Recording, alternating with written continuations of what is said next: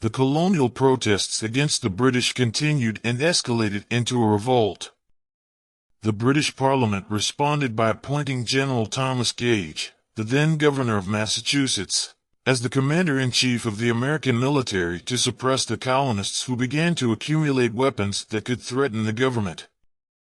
The first official clash between the British and the colonial militia began on April 19, 1775, when approximately 700 British soldiers moved from Boston to Concord to seize an arms depot that the colonists had stockpiled under General Gage's orders. The colonists rushed to Lexington to protest, but the British soldiers opened fire on the colonists first. Some sources say it is unknown which side started it first. This led to a fierce clash before the British retreated to Boston. The British were ambushed along the way, resulting in more than 300 British soldiers being killed or injured, while approximately 93 colonists were killed or injured after the clash. The colonists sent representatives to the Second Congress in Philadelphia to discuss the incident.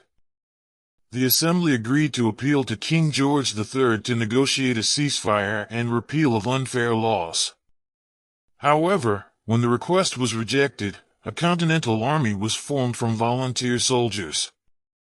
The colonists appointed General George Washington, who had experience in fighting since the French Indian War, as the commander-in-chief. Washington would later become the first president and is still on the $1 bill.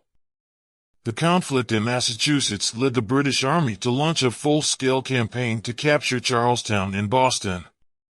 It began with the first British force of over 1,500 soldiers landing on the land to clash with the volunteer soldiers at Bunker Hill. Since the volunteer soldiers were in a more advantageous position on the hill, the British lost over 1,000 soldiers in the attack. However, in the end, the British Army was able to capture the area by using reinforcements to attack the stronghold, forcing the colonists to retreat, but with fewer soldiers, only about 400 dead. At the beginning of the American Revolutionary War, a political theorist named Thomas Paine proposed the idea of secession from British rule through a book called Common Sense, focusing on criticizing the politics, government, and the British monarchy. The content of the book stimulated people's feelings to rise up and demand secession from England. At the same time, the Congress set up a committee to draft the Declaration of Independence, with Thomas Jefferson as the drafter of the principles in the meeting, and Benjamin Franklin as the editor of the draft declaration, which was completed on July 4, 1776, making July 4 the day of the Declaration of Independence or American National Day. All of the names mentioned are important people of America. Later, Jefferson would become the third president and was on the $2 bill, while Franklin was one of the inventors of the lightning rod and was on the $100 bill. In addition, the colonists also sought additional allies to resist the British, with support from European powers such as France and Spain, who secretly provided assistance to prevent British influence from expanding further in America. However, the colonies in Canada and the Caribbean did not support the British, even though they won the Battle of Bunker Hill. But the heavy losses led to a change in the commander-in-chief from General Thomas Gage to General William Howe, and the stronghold was moved from Boston to New York City north before beginning to send troops to control the surrounding area. Although the colonies tried to send troops to intercept, they were defeated one after another because the colonial forces were inferior in many ways. Many soldiers were just volunteers who were not ready to face the fear and chaos on the battlefield. The colonial army also had weapons and equipment that were not up to date and insufficient for its troops. Some soldiers did not even have shoes to wear. As for the British Army, it was strong in both weapons and discipline, so it had an advantage in the confrontation. The continuous defeats caused the morale of the colonies to decline even more. Washington retaliated. On the night of December 25, 1776, he gathered the remaining 2,400 troops and risked crossing the Delaware River in bad weather, but it helped to camouflage the movement very well. Then Washington moved his army through the snow to attack the Hessian army of about 1,500 soldiers guarding Trenton from all directions. The Hessians were German mercenaries hired by the British to replace the small British army. This decision was very bold and dangerous because the Hessian army had more experience in combat and weapons than the Americans. However, when they were caught off guard, they were defeated and dispersed. This victory allowed the colonists to capture many prisoners and weapons, while the colonists only lost 2 people to the cold and only 5 were wounded.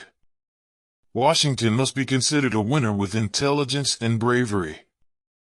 This success boosted the morale of the colonists and made them volunteer to join Washington's army more, which became a spark of hope for the colonial army. However, in 1777, General Howe gathered an army and invaded Pennsylvania to capture an important colonial stronghold.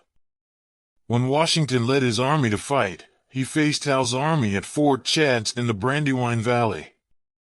The two forces were very evenly matched, even though the volunteer soldiers tried their best in defense, but when faced with a heavy attack and suddenly surrounded by cavalry, Washington's army was eventually defeated.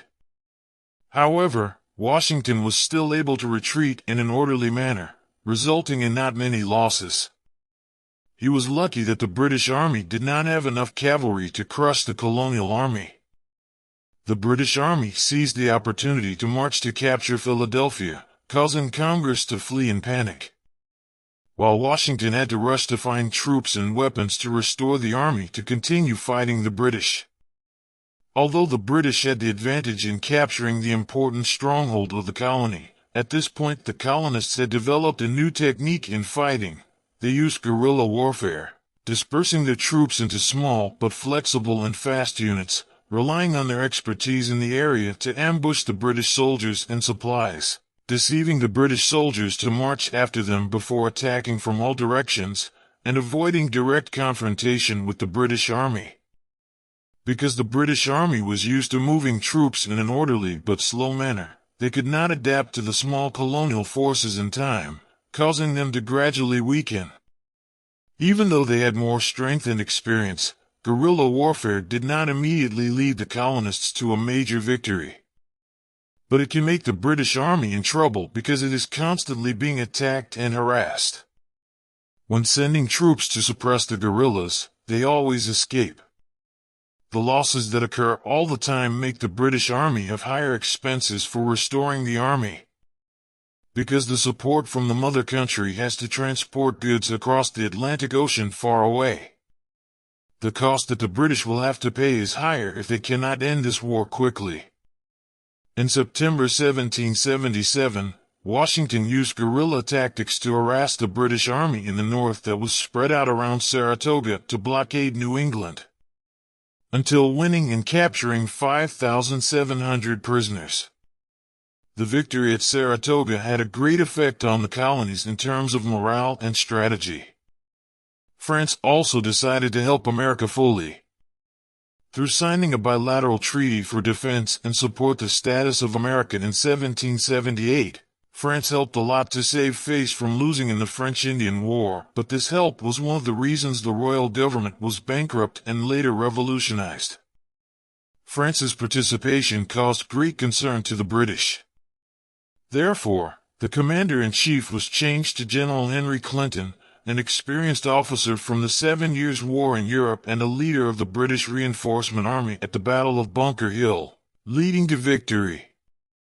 The first thing General Henry did was to abandon Philadelphia, because it would be useless to capture it, and it could also be blockaded by the French Navy.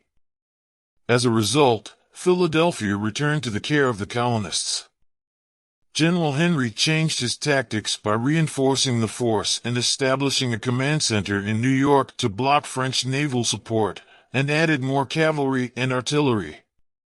Throughout the battles of 1778 to 1779, the British had the advantage over the colonists.